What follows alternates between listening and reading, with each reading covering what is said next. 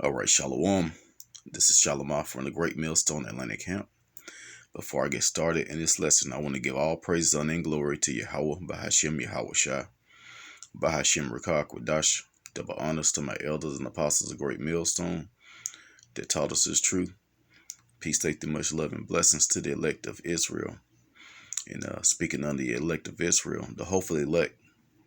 And the reason why I say hopefully elect, because, this truth is the truth.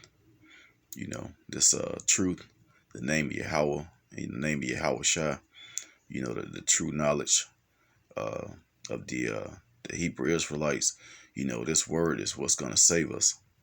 But you have many that come into this truth and leave and go to something else, or their spirit just take a turn for the worse.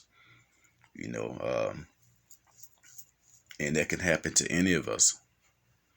So that's why we say that we are the hopeful elect. If we endure unto the end with this truth, the scriptures say, strive for the truth unto death. That's gonna bring our life. That's gonna bring our everlasting life. But basically, the topic of this lesson is not walking in the way of our fathers. Because all through the scriptures you read and they tell us about how our fathers, our ancient fathers, you had some righteous men, but the majority of Israel went completely off, and it drove Yahweh Bashim Yahweh Shai into wrath. So I'm gonna start off with the book of Ezekiel, chapter 20.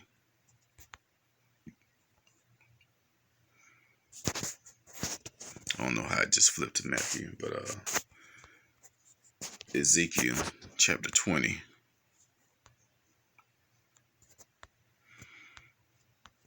And I'm gonna go down to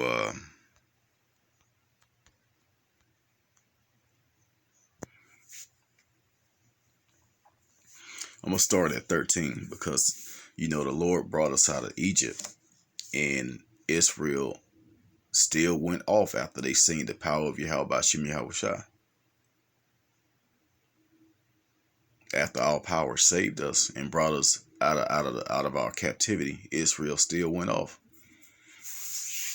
And you got them same niggas here today that was back then, still despising the word, because they want to walk after their own opinion, they own knowledge.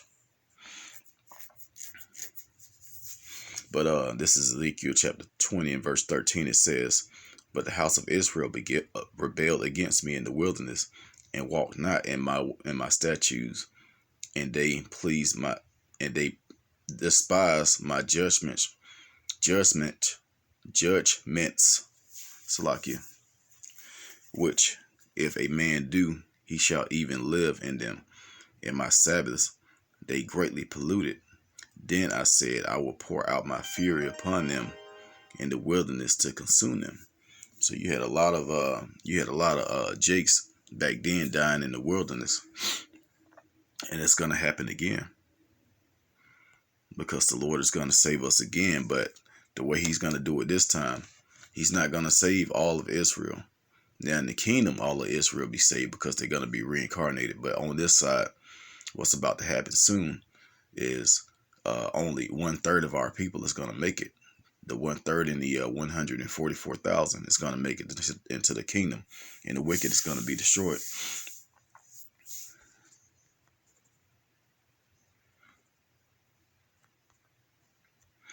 Verse 16 says, "Because they despise my judgments and walk not in my statutes, but have polluted my Sabbath, for their heart went after their idols." So, man, we're not gonna go back that route. We're not gonna go back that route. This truth is what's gonna save us, and we know it, and we living in those times where we're gonna need salvation. Not only soon when everything breaks down, which everything is starting to fall down now. But even now, we need salvation, from certain things that we go through.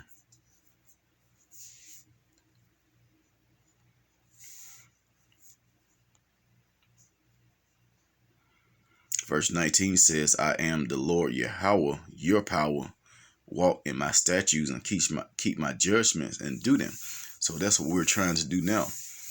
Because even though we're not completely up under the law, as it's stated in I believe Romans chapter 6, still keeping the commandments is pleasing to the Lord. So we want to be as pleasing to the Lord as we can, because we're up under grace. But that don't mean you can go out and sin. You still have to keep the commandments. But these other religions, they don't understand that. Look at America. America is completely filthy. This is Babylon the Great at its finest. You have all type of homosexuality. You have all type of bestiality and pedophilia and it's just filthy here. The animals are disappearing. The weather is crazy. The air is polluted. It's just the Lord is about to come back and clean all this up.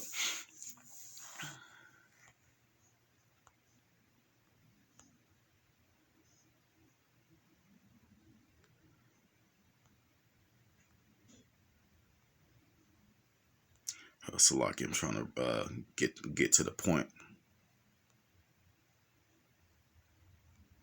Verse 30 says, wherefore say unto the house of Israel, thus said the Lord Yahweh, are ye polluted after the manner of your fathers, and committed ye whoredom after their abominations? Yeah, even today, because our people grew up in these different religions, and we had to basically get out of that stuff, to accept this truth. You can't be a Hebrew Israelite Christian, because first of all, Christians are not Christians. If they really follow who they call Christ, who is their word is actually anointed Hamashiach. If they truly followed the anointed, they wouldn't walk after the flesh. They wouldn't sin as much. But you have these pastors that lie to you and tell you can come as you are. How you gonna come as you are when the scriptures tell you to put off the old man? And I'm gonna get that in a second.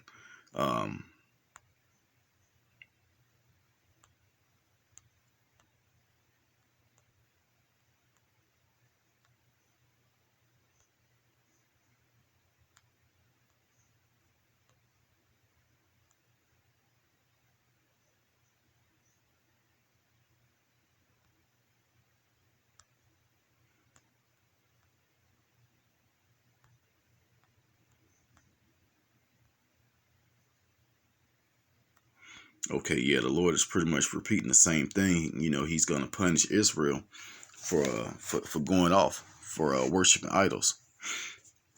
And now I want to go to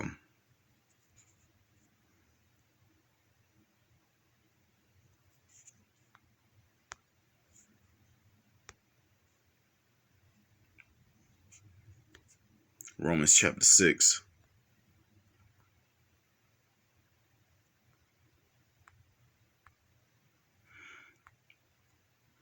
I'm gonna start from the top, and I'm gonna kind of skip around. It says, what shall we say then? Shall we continue in sin that grace may abound? Verse 2, God forbid.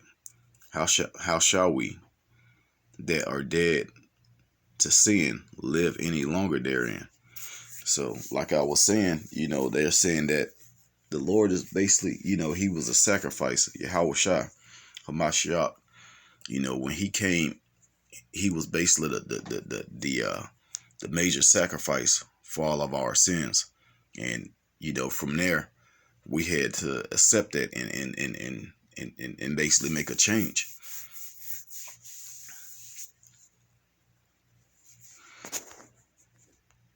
But first of all, you have to, you like going back to the Christian church. And I keep bringing up the Christian church because I grew up in Christianity. They tell you that give your life over to Christ, and you'll be saved. But once you do that, nothing changes. Nothing changes. Everything stays the same. And it's like that because you didn't put off the old man. You didn't change. Once you make that change and you live by these commandments, it's pleasing to the Lord, and you'll be blessed.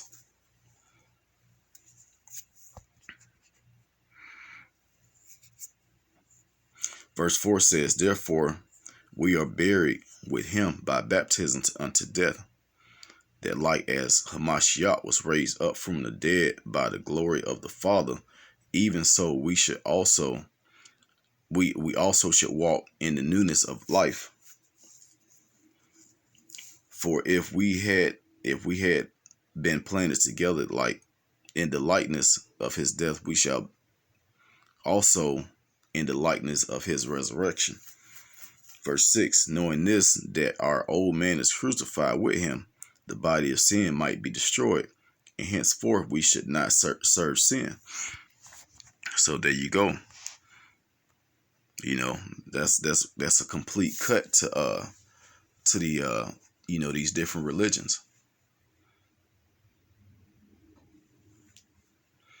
But people are stuck in their old ways, and not even their ways, but the ways of their parents and their parents' parents, and that they're going all the way back.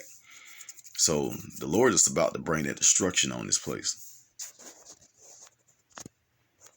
because you're not gonna listen.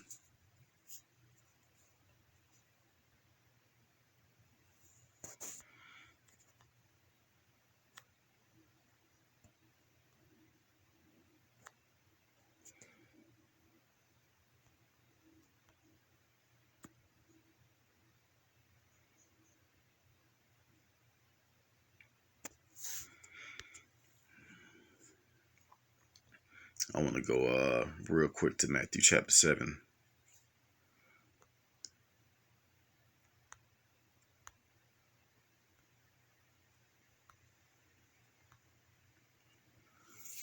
It says in verse 13, enter ye in at the straight gate, for wide is the gate, and broad is the way that leadeth to destruction, and many there which go in thereat. So a lot of these people, that's basically following the world, that's still caught up in the world, that it's gonna lead them to their destruction. But verse 14 says, because straight is the gate and narrow is the way which leadeth unto life, and few there be that find it. So it says few. That's not talking about the people that go to church every Sunday.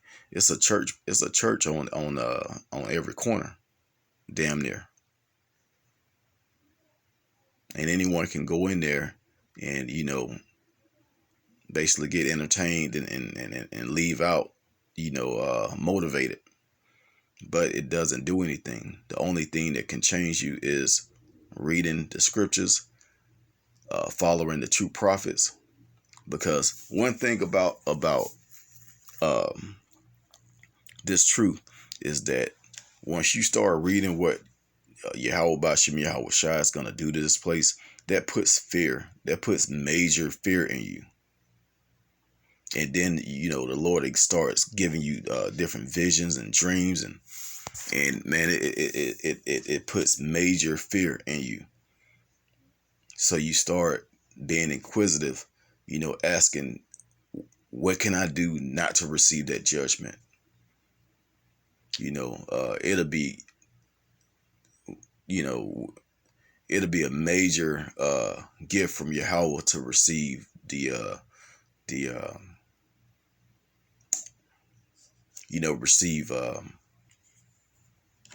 basically the gift of being part of the 144,000.